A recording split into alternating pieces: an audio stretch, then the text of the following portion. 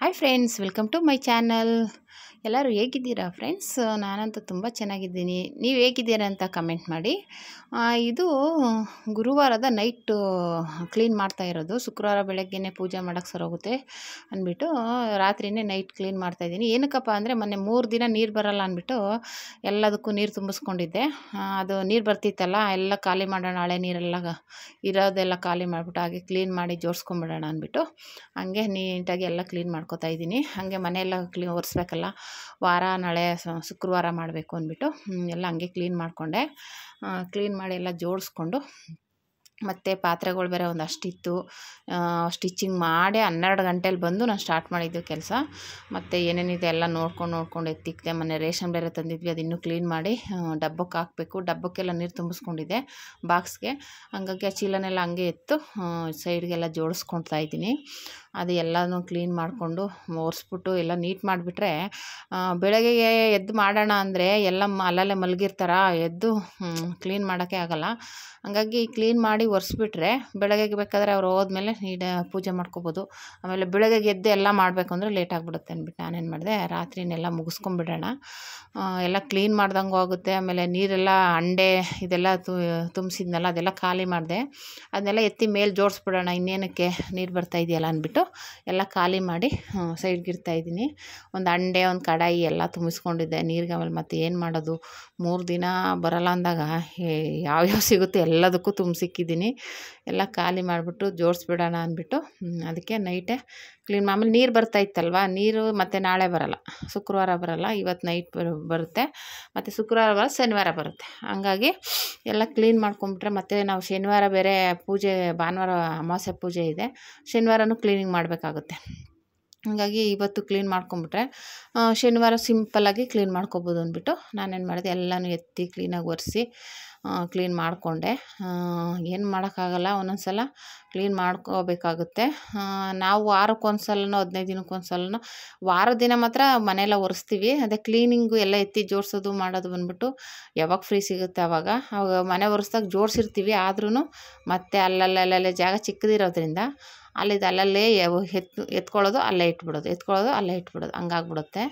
ನಾವು ಎಷ್ಟೇ ಕ್ಲೀನ್ ಮಾಡಿದ್ರೂ ಮತ್ತೆ ಅದೇ ಥರ ಆಗಿಬಿಡುತ್ತೆ. ಹಾಗಾಗಿ ಆಲ್ರೆಡಿ ನಾನು ಹೋಮ್ ಟೂರ್ ಹಾಕಿರೋದ್ರಿಂದ ಎಲ್ಲ ಹಾಗೆ ಅಂತಿದ್ದಾರೆ, ಕ್ಲೀನಾಗಿಲ್ಲ ಅಂತ. ಕ್ಲೀನಾಗಿ ಇಟ್ಕೋತೀವಿ, ಏನೂ ಮಾಡೋಕ್ಕಾಗಲ್ಲ, ಒಂದೊಂದು ಸಲ ಆ ಥರ ಇರುತ್ತೆ. ಅದನ್ನು ಕ್ಲೀನ್ ಮಾಡ್ದೇ ವೀಡಿಯೋ ಮಾಡಿದ್ದೆ, ಅದೊಂದು ಸಾರಿ. ಅದು ಕ್ಲೀನ್ ಮಾಡಿಬಿಟ್ಟು ವೀಡಿಯೋ ಮಾಡಿದ್ದಿದ್ರೆ ಇನ್ನೂ ಚೆನ್ನಾಗಿರೋದು. ಕ್ಲೀನ್ ಮಾಡದೆ ಮಾಡಿದ್ದೀನಿ ಆ ವೀಡಿಯೋ, ಅದು ಬೇರೆಯೇ ಆಯಿತು ಬಿಡಿ, ಅದೆಲ್ಲ ಹೇಳೋದಕ್ಕಾಗೋದಿಲ್ಲ. ವೀಡಿಯೋ ಅಪ್ಲೋಡ್ ಮಾಡಬಾರ್ದು ಅಂತ ಹೋಗಿ ಅಪ್ಲೋಡ್ ಆಗಿ ಏನೇನೋ ಆಗೋಯ್ತು ಆ ವೀಡಿಯೋ. ಹಂಗಾಗಿ ನೀಟಾಗಿ ಎಲ್ಲ ಒರೆಸ್ಬಿಟ್ಟು ನಮ್ಮ ಪಿಂಕಿ ಬ್ರೌನಿ 2 ಆಟ ಆಡ್ತಾಯಿತ್ತು. ಮಳೆ ಬರ್ತಿತ್ತಲ್ಲ, ಹಂಗಾಗಿ ಮನೆ ಒಳಗಡೆನೇ ಇತ್ತು. ಎಲ್ಲನೂ ಕ್ಲೀನ್ ಮಾಡಿ ಒರೆಸಿ ಆಮೇಲೆ ಪಾತ್ರೆಗಳಿತ್ತು, ಪಾತ್ರೆನೂ ತೊಳೆದ್ಬಿಡೋಣ ಅಂದ್ಬಿಟ್ಟು. ಮಳೆ ಬರಲಿಲ್ಲ ಅಂದರೆ ಆಚೆನೂ ಎಲ್ಲ ತೊಳೆದ್ಬಿಡ್ತಿದ್ದೆ. ಮಳೆ ಬರ್ತಿತ್ತು, ಆಲ್ರೆಡಿ ಕೊಟ ಅಂತ ಇತ್ತು. ಹಾಗಾಗಿ ಆಚೆ ಏನು ತೊಳೆಯೋಕ್ಕೆ ಹೋಗಲಿಲ್ಲ, ಮಳೆ ಹನಿತಾನೆ ಇತ್ತಲ್ಲ ಅಂದ್ಬಿಟ್ಟು. ಆಮೇಲೆ ಒಳಗಡೆ ಎಲ್ಲ ಕ್ಲೀನ್ ಮಾಡಿಕೊಂಡು ಮತ್ತೆ ಹೇಳಿದ್ನೆಲ್ಲ ಪಾತ್ರೆಗಳೆಲ್ಲ ತೊಳೆದ್ಬಿಡೋಣ, ಅಡುಗೆ ಮನೆ ಕ್ಲೀನ್ ಮಾಡಿಬಿಟ್ರೆ ಅದೊಂದು ಸಮಾಧಾನ. ಬೆಳಗ್ಗೆ ಎದ್ದ ತಕ್ಷಣ ಏನಾದರೂ ಮಾಡೋಕ್ಕೆ ಈಸಿ ಆಗುತ್ತೆ ಅಂದ್ಬಿಟ್ಟು ಅಡುಗೆ ಮನೆದೇ. ಆಲ್ರೆಡಿ ನನ್ನ ಮಗಳು ಸ್ವಲ್ಪ ಪಾತ್ರೆ ಎಲ್ಲ ತೊಳೆದಿದ್ಲು, ಅವಳು ಎಲ್ಲ ಫುಲ್ಲು ಇದು ಮಾಡೋದೇ ಇಲ್ಲ, ಸ್ವಲ್ಪ ತೊಳಿತಾಳೆ, ಸ್ವಲ್ಪ ಬಿಡ್ತಾಳೆ, ಆ ಥರ. ಹಂಗಾಗಿ ಅವಳು ಡ್ಯೂಟಿಗೆ ಹೋಗ್ಬೇಕಂತ ಬೇಗ ಹೋಗಿ ಅರ್ಧಂಬರ್ಧಂ ತೊಳೆದಿಕ್ಬಿಟ್ಟು ಹೋಗಿ ಮಲಗಿಬಿಟ್ಟಿದ್ಲು. ನಾನು ಬಂದಿದ್ದು ಮಿಕ್ಕಿದ್ದೆಲ್ಲ ನೀಟಾಗಿ ತೆಗೆದು ಎಲ್ಲನೂ ಕ್ಲೀನ್ ಮಾಡಿ ಎಲ್ಲನೂ ಪಾತ್ರೆಗಳೆಲ್ಲ ತೊಳೆದು ಆಮೇಲೆ ಮತ್ತೆ ಅಡುಗೆ ಮನೆಯೆಲ್ಲ ಕ್ಲೀನ್ ಮಾಡಿದೆ. ಆಮೇಲೆ ಜಿರಳೆಗಳ ಕಾಟ, ಜಿರಳೆಗಳು ಎಷ್ಟು ಕ್ಲೀನ್ ಮಾಡಿದ್ರೂ ಜಿರಳೆಗಳು ಬರ್ತಾನೆ ಇರುತ್ತೆ. ಹಂಗಾಗಿ ನೋಡಿ, ಇದೆಲ್ಲ ಪಾತ್ರೆಗಳು ಅವಳು ಅಷ್ಟು ತೊಳೆದಿದ್ದಾಳೆ, ಇನ್ನೂ ಅಷ್ಟು ಪಾತ್ರೆಗಳಿತ್ತು, ಅದನ್ನು ತೊಳೆದ್ಬಿಡೋಣ. ಈ ಕಡಾಯಿ ಖಾಲಿ ಮಾಡೋಣ, ಸುಮ್ಮನೆ ಇಟ್ಕೊಳ್ಳೋದು ಬೇಡ ಅಂದ್ಬಿಟ್ಟು ಆ ನೀರೆಲ್ಲ ಖಾಲಿ ಮಾಡಿಬಿಟ್ರೆ ತೊಳೆದ್ಬಿಟ್ಟು ಮತ್ತು ದಬಾಕ್ಬಿಡೋಣ ಎತ್ತಿ, ಮತ್ತು ಚೀಲ ಕಟ್ಟಿಟ್ಬಿಡೋಣ ಅಂದ್ಬಿಟ್ಟು ರೆಡಿ ಮಾಡಿದೆ. ನೋಡಿ, ಎಲ್ಲ ಕ್ಲೀನಿಂಗ್ ಆಯಿತು. ಅಡುಗೆ ಮನೆಯೆಲ್ಲ ಕ್ಲೀನ್ ಮಾಡಿ ಒರೆಸಿ ಆಮೇಲೆ ಅಲ್ಲೇ ಪಾತ್ರೆ ತೊಳಿತೀವಲ್ಲ ಅಂದ್ಬಿಟ್ಟು ಅಲ್ಲೇ ಎಲ್ಲ ಬ್ಲೀಚಿಂಗ್ ಪೌಡ್ರೆಲ್ಲ ಹಾಕಿ ನೋಡಿ ಆ ಕಡೆಗೆ ಎಲ್ಲ ದಬಾಕಿ ಎಲ್ಲನೂ ಕ್ಲೀನ್ ಮಾಡಿಬಿಟ್ಟು ಒಂಚೂರು ಬ್ಲೀಚಿಂಗ್ ಪೌಡ್ರೆಲ್ಲ ಹಾಕ್ಬಿಟ್ಟು ಆಮೇಲೆ ಮಲ್ಕೊಳ್ಳೋಕ್ಕೆ 2 ಗಂಟೆ ಆಯಿತು ಫ್ರೆಂಡ್ಸ್ ರಾತ್ರಿ. ಮತ್ತು ಬೆಳಗ್ಗೆನೇ ಬೇಗ ಪೂಜೆ ಮಾಡಿಬಿಡೋಣ ಅಂದ್ಬಿಟ್ಟು ಎದ್ದೆ. ಪೂಜೆ ಮಾಡೋಣ ಅಂದ್ಕೊಂಡೆ. ಅಪ್ಪ ಮುದ್ದೆ ಕೇಳಿದ್ರು, ಆಲ್ರೆಡಿ ಉಪ್ಸಾರಿತ್ತು. ನನ್ನ ಮಗಳು ತಿಂಡಿ ಏನು ಮಾಡ್ಕೊಂಡೇ ಇಲ್ಲ, ಅವಳು ಉಪ್ಸಾರು ಇತ್ತಲ್ಲ, ಅದಕ್ಕೆ ರೈಸ್ ಮಾಡಿಕೊಂಡು ಲೇಟಾಗುತ್ತೆ ಅಂದ್ಬಿಟ್ಟು ಅದನ್ನೇ ತೊಗೊಂಡೋದ್ದು. ಅಪ್ಪ ಮುದ್ದೆ ಕೇಳಿದ್ರು, ಮುದ್ದೆ ಮಾಡಿಕೊಟ್ಬಿಟ್ಟು ಆಮೇಲೆ ಇದು ಪೂಜೆ ಮಾಡೋಣ ಅಂದ್ಬಿಟ್ಟು ಮುದ್ದೆ ಮಾಡ್ತಾಯಿದ್ದೀನಿ. ಆಲ್ರೆಡಿ ಮುದ್ದೆಗೆ ಇಟ್ಟಿದೆ. ಅದು ಈ ಥರ ನೀಟಾಗಿ ಒನ್ಸ್ಕೊಂಡು ಸಣ್ಣ ಉರಿ ಮಾಡ್ಕೋಬೇಕು.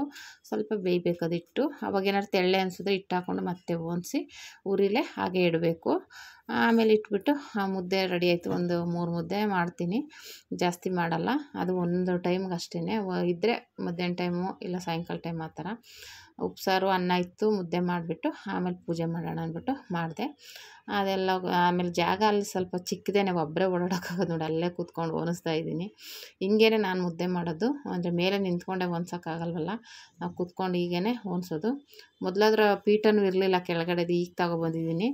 ಹಾಗಾಗಿ ಪೀಠ ಇರೋದ್ರಿಂದ ಇನ್ನೂ ಆರಾಮಾಗಿ ಕೂತ್ಕೊಂಡು ಒನ್ಸ್ಕೊಬೋದು. ಮೊದಲು ಪೀಠನೂ ಇರಲಿಲ್ಲ, ಅದು ಕೂತ್ಕೊಂಡು ಒನ್ಸೋಕ್ಕೆಲ್ಲ ಹಿಂಸೆ ಆಗ್ತಿತ್ತು. ಈಗ ಪರವಾಗಿಲ್ಲ, ಆ ಪೀಠ ಇರೋದ್ರಿಂದ ಕೂತ್ಕೊಂಡು ಆರಾಮಾಗಿ ಒನ್ಸ್ಕೊಬೋದು. ಈ ರೀತಿಯೇ ಮುದ್ದೆ ಮಾಡೋದು ನಾನು.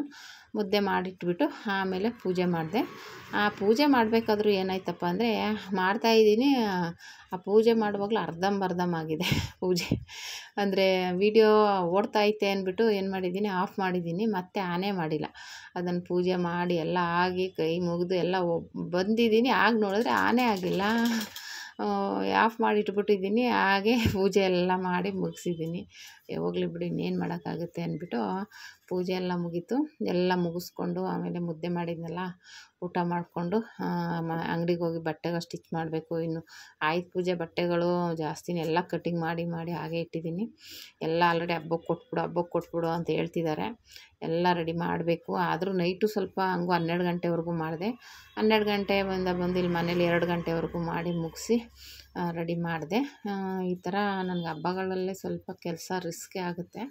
ಆದರೂ ಏನೂ ಮಾಡೋಕ್ಕಾಗಲ್ಲ, ಮನೆಯಲ್ಲೂ ಮಾಡಬೇಕು, ಅಂಗಡಿಲೂ ಮಾಡಬೇಕು. ಆಮೇಲೆ ಎಮ್ಮಿಂಗ್ ಉಕ್ಸ್ ಹಾಕೋರು ಇಲ್ಲ, ಅದನ್ನು ನಾನೇ ಹಾಕ್ಕೋಬೇಕಾ, ಫಾಲ್ಸು ಎಲ್ಲ ತುಂಬ ಬೇಜಾರಾಗುತ್ತೆ. ತುಂಬಾ ಹೆವಿ ಆಗುತ್ತೆ ಕೆಲಸ. ಹೂವು ಬಂದುಬಿಟ್ಟು ಗುಲಾಬಿ ರೋಸ್ ಹೂವನೂ ಇತ್ತು, ಮತ್ತು ಸಾಮಂತಿಗೆ ಹೂವನೂ ಇತ್ತು. ಎರಡೂ ತೊಗೊಂಡಿದ್ದೆ. 1/4 kg 20 ರೂಪಾಯಿ 30 ರೂಪಾಯಿ ಅಂತ ಬರ್ತಾಯಿರ್ತಾರೆ. ಇನ್ನು ಹಬ್ಬ ಬೇರೆ ಇದೆಯಲ್ಲ, ಅಮಾವಾಸ್ಯೆ ಪೂಜೆ ಅಂದ್ಬಿಟ್ಟು ಬಂದಾಗೆಲ್ಲ ತೆಗೆದಿಟ್ಕೋತೀನಿ. ಫ್ರಿಜ್ ಇದೆಯಲ್ಲ ತೆಗೆದಿಟ್ಟಿರ್ತೀನಿ. ಅಂದರೆ ಹೂವು ಅಂತೂ ಯಾವಾಗಲೂ ಇದ್ದೇ ಇರುತ್ತೆ. ಯಾವಾಗಲೂ ಒಂದೊಂದು ಸಲ ಮರೆತುಬಿಟ್ರೆ ಇರೋಲ್ಲ. ಯಾವಾಗಲೂ ಕಡಿಮೆ ಸಿಕ್ಕಿದ್ರೆ ತೆಗೆದು ಇಟ್ಟಿರ್ತೀನಿ. ಆಮೇಲೆ ಅಂಗಡಿಗೂ ಬೇಕು, ಡೈಲಿ ಅಲ್ಲೂ ಪೂಜೆ ಮಾಡ್ತೀವಿ, ಇಲ್ಲೂ ಪೂಜೆ ಮಾಡ್ತೀವಿ. ಇಲ್ಲಿ ಅಂಗಡಿಲಿ ಬೇಕಾದರೆ ಡೈಲಿ ಮಾಡ್ತೀವಿ, ಇಲ್ಲಿ ವಾರದ ದಿನ ಮಾಡ್ತೀವಿ, ಆದರೆ ಮಾಡ್ತೀವಿ, ಇಲ್ಲಾಂದ್ರಿಲ್ಲ. ಅಂಗಡಿಲಿ ಮಾತ್ರ ಡೈಲಿ ಮಾಡೋದ್ರಿಂದ ಹೂವು ಬೇಕೇ ಬೇಕು. ಹೂವು ಎಣ್ಣೆ ಮಾತ್ರ ಡೈಲಿ ಯೂಸ್ ಆಗುತ್ತೆ. ಕಮ್ಮಿ ಎಣ್ಣೆನೂ ಇದು ಎಷ್ಟು ಬೇಗ ಖಾಲಿ ಆಗಿಬಿಡುತ್ತೆ. ಬೆಳಗ್ಗೆ ಸಂಜೆ ಹಚ್ತಾ ಇರ್ತೀವಲ್ಲ, ಹಾಗಾಗಿ. ಮತ್ತು ಇಲ್ಲಿ ಹಿಂಗೆ ಪೂಜೆ ಮಾಡಿ ನಾನು ಹೇಳಿದ್ನಲ್ಲ ಹಂಗೆ ಎಲ್ಲ ರೆಡಿ ಮಾಡಿದೆ. ಮತ್ತು ಕಡ್ಡಿ ಅಂಟಿಸ್ಬೇಕಾದ್ರೆ ನನಗೆ ನೆನಪೇ ಅದು, ಏನಕ್ಕೂ ಆಚೆ ಹೋಗಿ ಬಂದೆ, ಇದೇನು ವೀಡಿಯೋ ಆನಲ್ಲೇ ಇಟ್ಬಿಟ್ಟಿದ್ದೀನಿ ಅಂತ ಆಫ್ ಮಾಡಿದೆ, ಮತ್ತೆ ಆನೇ ಮಾಡಿಲ್ಲ. ಹಂಗಾಗ್ಬಿಟ್ಟು ಹಿಂಗಾಯಿತು ನೋಡಿ. ಈ ರೀತಿ ಪೂಜೆ ಮಾಡಿ ಶುಕ್ರವಾರದ ಲಾಗ್. ಶುಕ್ರವಾರದ ಅಮ್ಮನವರು ಎಲ್ಲರಿಗೂ ಒಳ್ಳೇದು ಮಾಡಲಿ, ಆಯಸ್ಸು ಆರೋಗ್ಯ ಕೊಡಲಿ ಅಂತ ಬೇಡ್ಕೊತೀನಿ. ಮತ್ತು ಇವತ್ತಿನ ಲಾಗ್ ಹೇಗಿದೆ ಅಂತ ಕಮೆಂಟ್ ಮಾಡಿ. ಏನಾದರೂ ಯಾವ ಥರದಾದ್ರೂ ವೀಡಿಯೋಸ್ ಬೇಕು ಅಂದರೆ ಕಮೆಂಟ್ ಮಾಡಿ. ಈ ಥರ ಪೂಜೆ ಎಲ್ಲ ಮಾಡಿ ಮುಗಿಸಿ ಕ್ಲೀನಿಂಗೆಲ್ಲ ನಾನು ರಾತ್ರಿ ಹೊತ್ತೇ ಮಾಡ್ಕೋಬೇಕು. ಬೆಳಗ್ಗೆ ಹೊತ್ತು ಹೇಳಿದ್ನಲ್ಲ ಜಾಸ್ತಿ ಆಗಲ್ಲ, ನೈಟ್ ಮಲಗೋದು ಲೇಟ್ ಆಗೋದ್ರಿಂದ ಬೆಳಗ್ಗೆ ಹೊತ್ತು ಎದ್ದೇಳೋಕ್ಕಾಗಲ್ಲ. ಸ್ವಲ್ಪ ಹೊತ್ತು ರೆಸ್ಟ್ ಮಾಡಿ ಆಮೇಲೆ ಎದ್ದಿನ ಮಿಕ್ಕಿದ ಕೆಲಸ ಮಾಡ್ಕೋಬೋದು ಅಂದ್ಬಿಟ್ಟು ನಾನೇನು ಮಾಡ್ತೀನಿ, ನೈಟೇ ಎಲ್ಲ ಆಲ್ಮೋಸ್ಟ್ ಕೆಲಸ ಮಾಡ್ಕೊಳ್ಳೋದು ನಾನು. ಹಂಗಾಗಿ ಆಮೇಲೆ ನೀರು ಬರ್ತಾ ಇರುತ್ತಲ್ಲ, ಆರಾಮಾಗಿ ಬೇಗ ಆಗಿಬಿಡುತ್ತೆ ಕೆಲಸಗಳು. ಅದಕ್ಕೋಸ್ಕರ ನಾನು ನೈಟೇ ಜಾಸ್ತಿ ಪಾತ್ರೆ ತೊಳೆದು ನೀರೆಲ್ಲ ಇಟ್ಕೊಂಡ್ಬಿಟ್ಟು ಮುಗಿಸ್ಕೊಂಡ್ಬಿಟ್ರೆ ಬೆಳಗ್ಗೆ ನೋಡಿ ಆರಾಮಾಗಿ ತಿಂಡಿ ಆದರೆ ತಿಂಡಿ ಮಾಡ್ಕೊಬೋದು, ಇಲ್ಲಾಂದರೆ ಅನ್ನ ಸಾಂಬಾರು ಇರುತ್ತೆ. ನಾನು ಹಂಗೂ ವಾಂಗಿಬಾತ್ ಮಾಡೋಣ ಅಂತ ಅಂದ್ಕೊಂಡೆ, ಆಗಲಿಲ್ಲ, ಲೇಟಾಗೋಯ್ತು. ಹಾಗಾಗಿ ಹೋಗ್ಲಿ ಬಿಡು ನಾಳೆ ಮಾಡೋಣ ಅಂದ್ಬಿಟ್ಟು ಸುಮ್ಮನಾದೆ. Thank you for watching friends.